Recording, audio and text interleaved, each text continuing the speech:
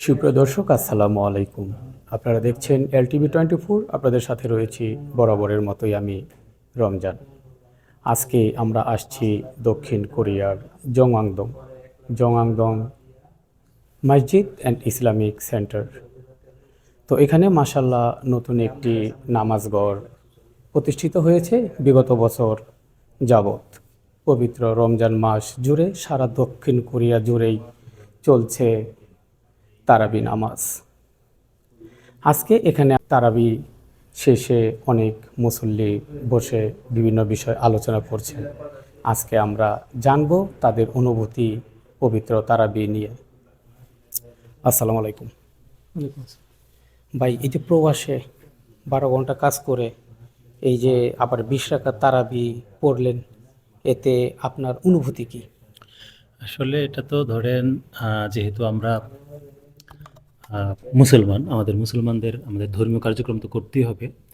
এখানে কোরিয়াতে 12 ঘন্টা কাজ থাকাটা মানে একদম স্বাভাবিক ব্যাপার এই দেশে।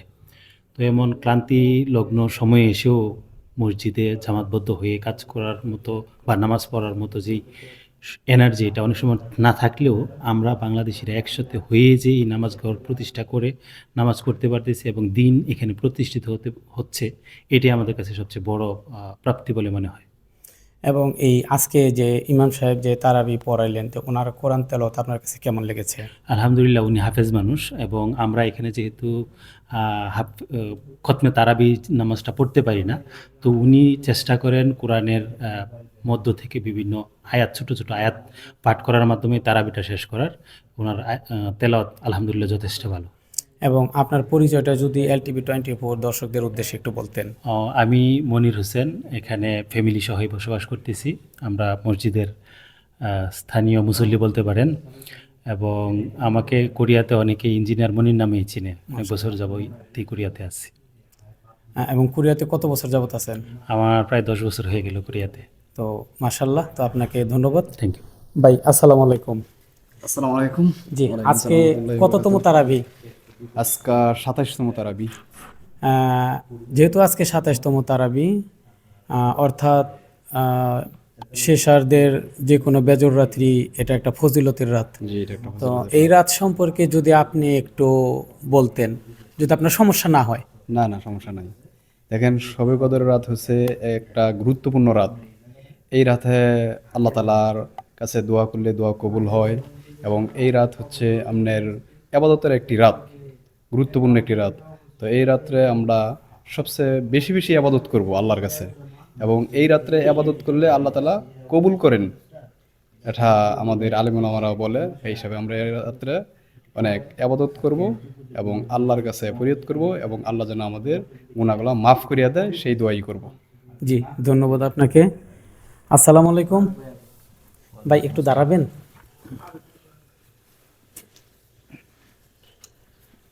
আসসালামু আলাইকুম।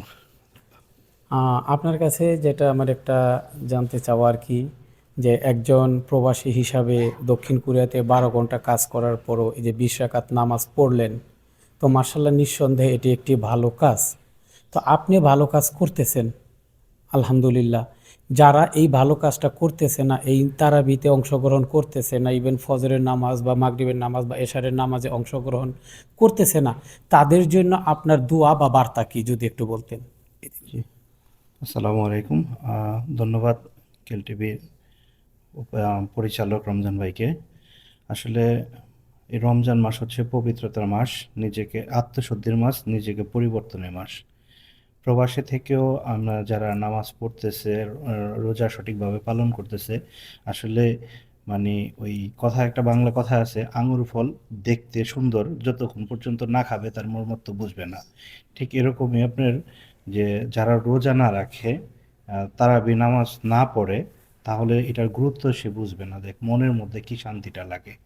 তো আলহামদুলিল্লাহ আমাদের এই এরিয়াতে অনেক ফ্যামিলি বর্তমানে বসবাস করে, প্রায় 100 মতো ফ্যামিলি এখানে বসবাস করে। তো আপনারা জানেন এই নামাজ ঘরে আমরা হচ্ছে বন্ধের দিনগুলোতে বড় আকারে ইফতার আয়োজন করি।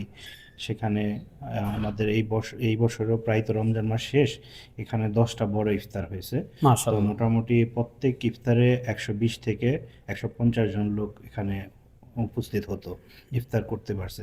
তো এই যে আনন্দটা, এটা যারা মানে আমরা যারা প্রবাসী আছি, দেশ থেকে বহু দূরে আছি, ফ্যামিলিকে যে হচ্ছে মানে মিস করি, সেই জিনিসটা আসলে আমরা এখানে আসলে কিছুটা হলেও ভুলতে পারি।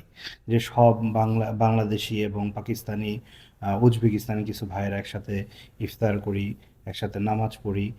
আর যে সকল ভাইয়েরা এখনও আসেন না বা হচ্ছে নামাজ পড়েন না বা রোজা রাখেন না, তাদের প্রতি আমার বিনীত অনুরোধ থাকবে যে আপনারা আসলে একদিন রোজা রেখে দেখেন। আসলে দক্ষিণ কোরিয়া তো শীত প্রধান দেশ, এদেশে রোজা রাখাটা একেবারেই সহজ। মানে সারাদিন পানি পিপাসার কষ্ট করা লাগে না, খুব সহজ, কাজের মধ্যে থেকেও আরামসে করা যায়। আর আমরা যারা নিয়মিত মুসল্লি বা মসজিদের দায়িত্বে আছে, এদের আমার অনুরোধ যে আমরা বেশি বেশি দাওয়াতের কাজগুলো করি, তাহলে হয় আমাদের দুইটা লাভ হবে। একটা হচ্ছে নিজেও এই সওয়াবের অংশীদারিত্ব হবে এবং ওই ভাইকে বিভিন্ন ফ্যাসাদ কাজ থেকে আমরা মসজিদমুখী করে রাখতে পারবো। কারণ সাউথ কোরিয়াতে ইচ্ছা করলেই পাপ করা যায়, কিন্তু ইচ্ছা করলেই ভালো কাজ করা যায় না। কারণ জি। মসজিদ কাছাকাছি পাওয়া যায় না, বা হচ্ছে সঙ্গ দোষও অনেক কিছু মানে উল্টাপাল্টা পথে চলে। তো আলহামদুলিল্লাহ আমাদের এখানে যেহেতু একটা মসজিদ আছে, যারা নিয়মিত আসেন তাদেরকে মসজিদ কমিটির পক্ষ থেকে ধন্যবাদ, এবং যারা না আসেন তাদেরকে অনুরোধ করব আপনারা আসেন। আর যারা দায়িত্বে আছে তাদেরকে অনুরোধ করব বেশি বেশি দাওয়াতি কাজ করেন, যেন আমরা বেধর্মী দেশে একটা হচ্ছে সুন্দর সমাজ গঠিত করতে পারি। এবং আপনাদের মাধ্যমে সকলের কাছে দোয়া চাই এই জায়গাটাতে যেন একটাই স্থায়ী মসজিদ আমরা দেখে যেতে পারি। জি, ধন্যবাদ আপনাকে এবং আপনার পরিচয়টা একটু LTV24 দর্শকদের উদ্দেশ্যে। আমার নাম ফারুক হোসেন, আমি হচ্ছে ঢাকা সাভারের বাসিন্দা। এই এলাকায় আছি দীর্ঘ প্রায় 10 বছর এবং এই মসজিদের বর্তমান সেক্রেটারি দায়িত্ব পালন করছি। এবং কোরিয়াতে কত বছর আছেন? কোরিয়াতে 10 বছর। এবং এই এলাকাতেই 10 বছর যাবত না, আছেন? এই এলাকাতে আছি আমি 7 বছর। জি, ধন্যবাদ 3 বছর আপনাকে। ছিলাম ইনসনে। জি, ধন্যবাদ আপনাকে। আসসালামু আলাইকুম। জি ভাই, আপনার কাছে যেটা আমি জানতে চাচ্ছিলাম আর কি, যে এই যে বাংলাদেশিরা একত্রে যে এই যে খতম সূরা তারাবি পড়লো বা একত্রে নামাজ পড়লো, মোটামুটি প্রায় 40-45 জনের মতো হয়েছিল। তো এই যে প্রবাসে একটা বিধর্মী দেশে এই এতগুলি লোক একত্রে নামাজ পড়াটাকে আপনি কিভাবে দেখছেন? এবং এই এলাকায় তো আরও অনেক মুসল্লি আছে, তাদের জন্য দাওয়াতি কাজে কতটুকু সহযোগিতা বা অংশগ্রহণ করতেছেন একটু যদি বলতেন। আলহামদুলিল্লাহ, আমাদের এখানে প্রায় 100-র মতো ফ্যামিলি আছে এবং সিঙ্গেল অনেক আছে। তারা মোটামুটিভাবে সবার উদ্যোগেই এই মসজিদটা নেওয়া হয়েছে। সবাই আর কি এখানে কিছু হইলেও আর কি অবদান রাখছে কম বেশি। আর আমরা মানে ওই দু মসজিদ আছে পাশেই, এখানে আছে, এখান থেকে আমরা বিভিন্ন জামাত বের হই মাশাআল্লাহ। দাওয়াতের কাজে। তো এতে করে কোরিয়ার মতো জায়গায় দাওয়াতি কার্যক্রম বাড়তে থাকে। আর কোরিয়াতে তো দাওয়াতি কার্যক্রম যদি না হয়, আসলে আমরা মুসলমান যদি আপনি দেশের বাইরে থাকেন, যদি দাওয়াতে নিয়েতে না থাকেন, তাহলে আসলে এটা মানে নেই। হুম। এবং এই যে একসাথে যে নামাজটা পড়লেন, এতে আপনার অনুভূতি রেখে আপনার কেমন লাগছে? একসাথে নামাজের অনুভূতি তো সবসময় ভালো থাকে, দেশের একটা অনুভব হয়। এবং আজকে 27-এ এই তারাবি, মানে 27 রমজান হ্যাঁ, শুরু হয়ে গেছে আর রমজান, কি। জি। এইটা খুবই গুরুত্বপূর্ণ একটি রাত। এই রাতে আল্লাহ তাআলা দোয়া কবুলের রাত, আল্লাহ তাআলা দোয়া কবুল করে অনেকের। তা আমরা আশা করব যারা নাকি মসজিদে না আসতেছে তারা যাতে আসে এবং রমজানের রহমত, মাগফিরাত, নাজাত সকলের নসিব হয় আর কি। জি, ধন্যবাদ আপনাকে। আপনার পরিচয়টা একটু দর্শকদের আমার উদ্দেশ্যে। নাম মোহাম্মদ রায়হান হোসেন, আমার বাসা এলো ঢাকা পাশেই মুন্সিগঞ্জ জেলায়। মুন্সিগঞ্জ। আমি এখানে 4 বছর ধরে আছি এলাকায়। এই এলাকা না দক্ষিণ কোরিয়াতেই 4 বছর? কোরিয়াতে 4 বছর, এলাকাও 4 এই এলাকায় বছর। 4 বছর। জি, ধন্যবাদ আপনাকে।